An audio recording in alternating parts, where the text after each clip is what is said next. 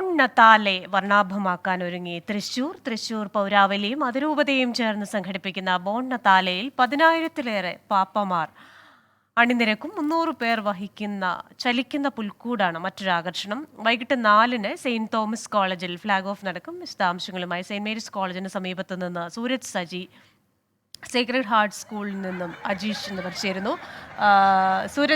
സൂരജിലേക്ക്. സൂരജ്, ഇത് വലിയ ഒരു ചടങ്ങാണ്. യേശുക്രിസ്തുവിന്റെ ജനനവുമായി ബന്ധപ്പെട്ട് ഈ ലാറ്റിൻ ഭാഷയിലുള്ള ബോൺ നത്താലെ അത് എല്ലാ വർഷവും ആഘോഷിക്കുന്നതാണ്. എത്രത്തോളം വർണ്ണാഭമാക്കുകയാണ് ഇത്തവണ? ക്രിസ്ത്യന എന്തായാലും ആവേശം തെല്ലും ചോരുന്നില്ല.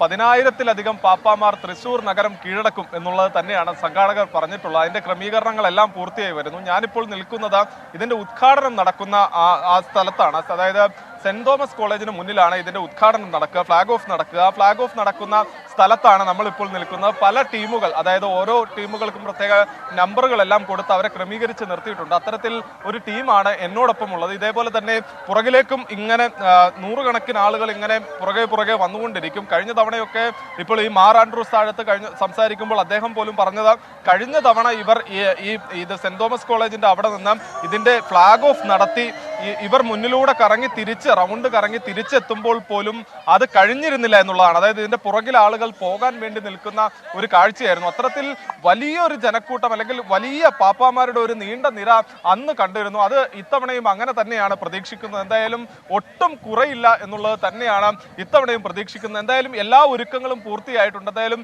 ഇവിടെ കുറെ പാപ്പാമാരൊക്കെ റെഡിയായി നിൽക്കുന്നുണ്ട്. അവരുടെ വിശേഷങ്ങളിലേക്കൊക്കെ പോവാം. എങ്ങനെയുണ്ട്? സന്തോഷമുണ്ടോ? ഹാപ്പിയാണ്. അടിച്ചു പൊളിക്കും. ഫുൾ വൈബിലാണോ? അല്ല പിന്നെ ഇത്തരത്തിൽ തന്നെയാണ് ക്രിസ്ത്യൻ. എന്തായാലും പാപ്പാമാരൊക്കെ റെഡി ആയി കഴിഞ്ഞിട്ടുണ്ട്. ഇനി ഇതിന്റെ ഫ്ലാഗ് ഓഫ് കഴിഞ്ഞ് റൗണ്ടിലേക്ക് ഇറങ്ങേണ്ട താമസം മാത്രമേ ഉള്ളൂ. അതിനുള്ള തയ്യാറെടുപ്പിലാണ് ഇവിടെ എല്ലാവരും ഉള്ളത്. സൂരജ് സജിയാണ് വിശദാംശങ്ങൾ നൽകിയത്. ഇനി സേക്രഡ് ഹാർട്ട് സ്കൂളിൽ നിന്നും അജീഷ് കൂടി ചേരുന്നു. അജീഷെ, ഈ ഗിന്നസ് വേൾഡ് റെക്കോർഡൊക്കെ നേടിയിട്ടുണ്ട് ഈ ക്രിസ്മസ് പാപ്പാമാരുടെ എണ്ണം കൊണ്ട്. അത് പല പ്രായത്തിലുള്ളവരൊക്കെ പ്രായഭേദമന്യേ അവിടെ ഈ പാപ്പാവേഷത്തിൽ എത്തിയിട്ടുണ്ട്. അവിടെ നിന്നുള്ള കാഴ്ചകൾ എന്തൊക്കെയാണ്?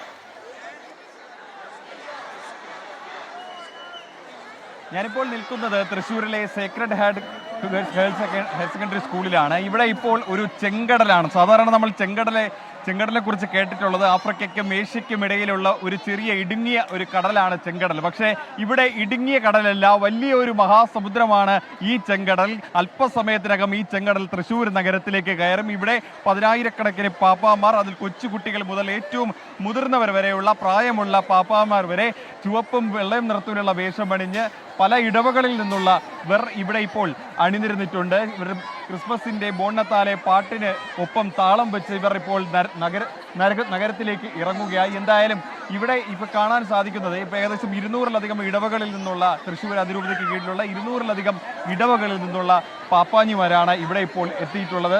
അവരിൽ പലരും പല ഇടവകളിൽ നിന്ന് ഇപ്പോൾ ഈ സ്കൂളിൽ ഒത്തുചേർന്നതിന് ശേഷം നമുക്ക് അവരുടെ ഒരു സന്തോഷം കാണാം. ഒന്നുകൂടെ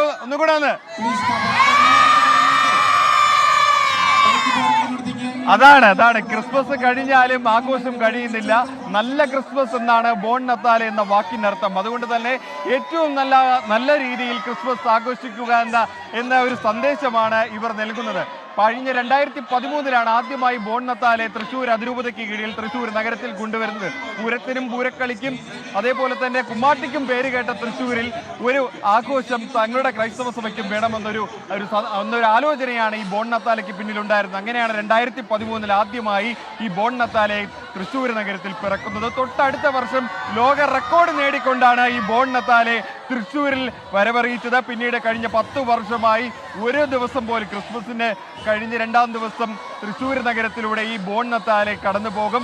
10,000-കണക്കിന് പാപ്പാഞ്ഞിമാർ ചുവന്ന തൊപ്പിയും ചുവന്ന വസ്ത്രവും ധരിച്ചുകൊണ്ട് പാപ്പാഞ്ഞിമാർ ബോൺ നത്താലയുടെ ആ പാട്ടിനൊത്ത് താളം തുള്ളി തൃശ്ശൂർ നഗരത്തിലൂടെ പോകും. തൃശ്ശൂരിലെ സ്വരാജ് റൗണ്ടിനെ വലം വെച്ച് വടക്കുന്നാഥിനെ വലം വെച്ച് ഈ ബോൺ നത്താലെ സംഘം ഇവിടെ നിന്ന് നടന്നു പോകുന്നതാണ്. അല്പസമയത്തിന് ശേഷം ഈ സേക്രഡ് ഹാർട്ട് സ്കൂളിൽ നിന്ന് ഈ സംഘം സെന്റ് തോമസ് കോളേജിലേക്ക് പോകും. അവിടെ നിന്നായിരിക്കും തൃശ്ശൂരിലെ റൗണ്ടിലേക്ക് കിടക്കുക, സ്വരാജ് റൗണ്ടിലേക്ക് കിടക്കുക. ഇപ്പോൾ നമുക്ക് ആ ദൃശ്യങ്ങളിൽ കാണാം എത്ര സന്തോഷത്തോടെയാണ് ആ ബോൺ നത്താലെ ഗാനത്തിനൊപ്പം അവർ ചുവട് വയ്ക്കുന്നത്. നമുക്ക് അല്പസമയം ആ നൃത്തത്തിലേക്ക്, അവരുടെ ചുവടുകളിലേക്ക് നമുക്കൊന്ന് പോകാം.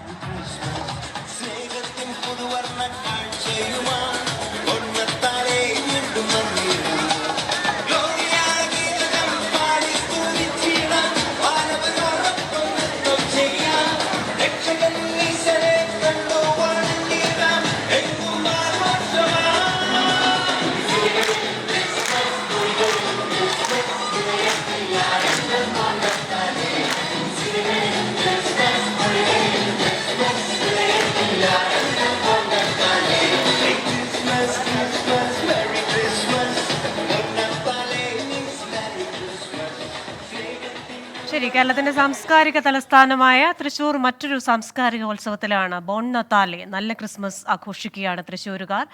വിശദാംശങ്ങൾ നൽകിയത് സൂരജ് സജിയും അജീഷുമാണ്.